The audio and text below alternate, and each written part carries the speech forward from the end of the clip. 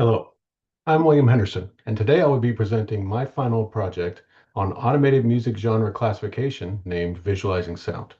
The goal of this project was to determine the most effective deep learning architecture for classifying audio samples into 10 distinct genres using the GTZAN dataset. Manually tagging music libraries is impossible at scale. We needed automated systems to handle massive datasets efficiently.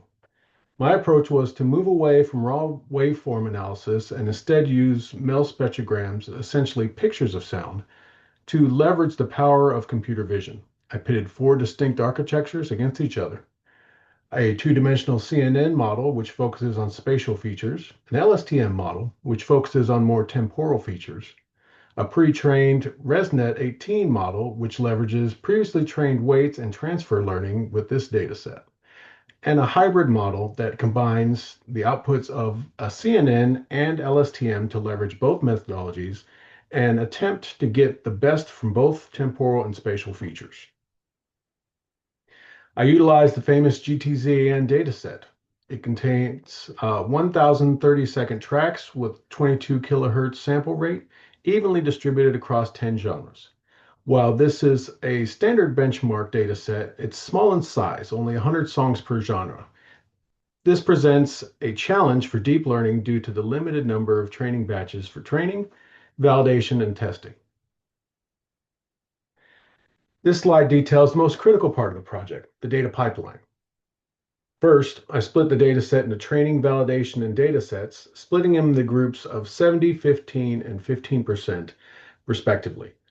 To increase my sample size, I sliced the 30-second tracks from each data set into 3-second overlapping chunks. These chunks were then rendered into MEL spectrogram two-dimensional arrays for usage in the models. Crucially, I performed the train validation test split before chunking. If I had chunked the songs first, parts of the same song could end up in both the training, validation, and/or test sets if the samples were randomized, leading to data leakage.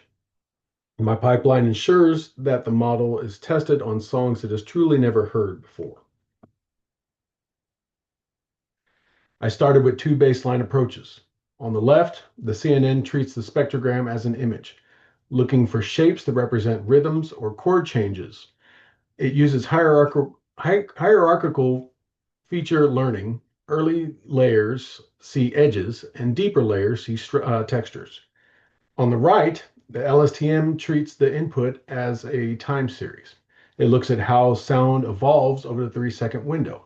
Theoretically, this should capture rhythm better than the CNN since LSTMs process the sample sequentially, maintaining an internal memory that updates with each time step, whereas the CNN is only reacting to shapes and textures in the two-dimensional matrix of the spectrogram. Next, I increased the complexity.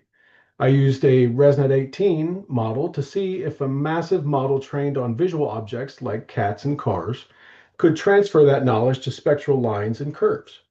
This pre-trained model is then ran through a transfer learning process where much of the layers in the model are frozen and only a few of the final layers are allowed to adjust through an additional training sequence with the given data set, in our case, MEL spectrograms. Finally, I built a hybrid model.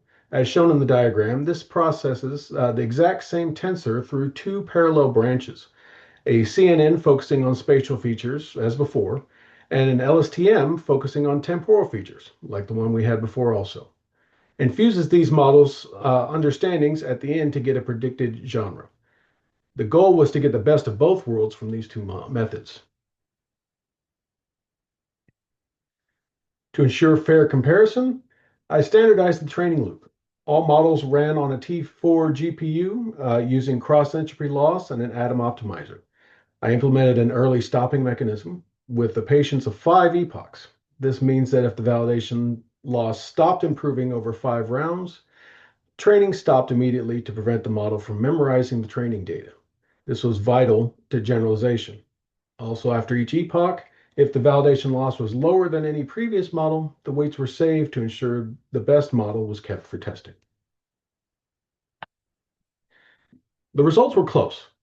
The simple CNN was the winner, achieving 93% accuracy. The hybrid model followed with 92% accuracy, the LSTM right behind at 90%. Surprisingly, ResNet 18 model performed poorly, hovering around 72%. This suggests that the unique spatial texture and temporal features of the sound is a much stronger indicator than trying to generalize image data to classify abstract images like MEL spectrograms. We can also see that the F1 scores closely match the accuracy results. This is due to the uniformity of the data set, with each genre having equal numbers of samples in each set of tensors. Having identified the CNN as the best architecture, I attempted to squeeze out more performance. I used a probabilistic random search to tune four key hyperparameters: dropout, batch size, learning rate, and weight decay. I found that reducing the dropout and batch size and introducing a small amount of weight decay improved the model slightly to 93.5%. While this accuracy gain was small, the precision across genres stabilized. Varying the learning rate only weakened the performance. If we look at the confusion matrix, the model tells a story. Look at the dark blue squares for classical. The model almost never misses them. It has very distinct spectral footprint. However, look at rock. It's all over the place. The model frequently confuses it with country and pop. This makes musicological sense. Rock is an amalgamation genre.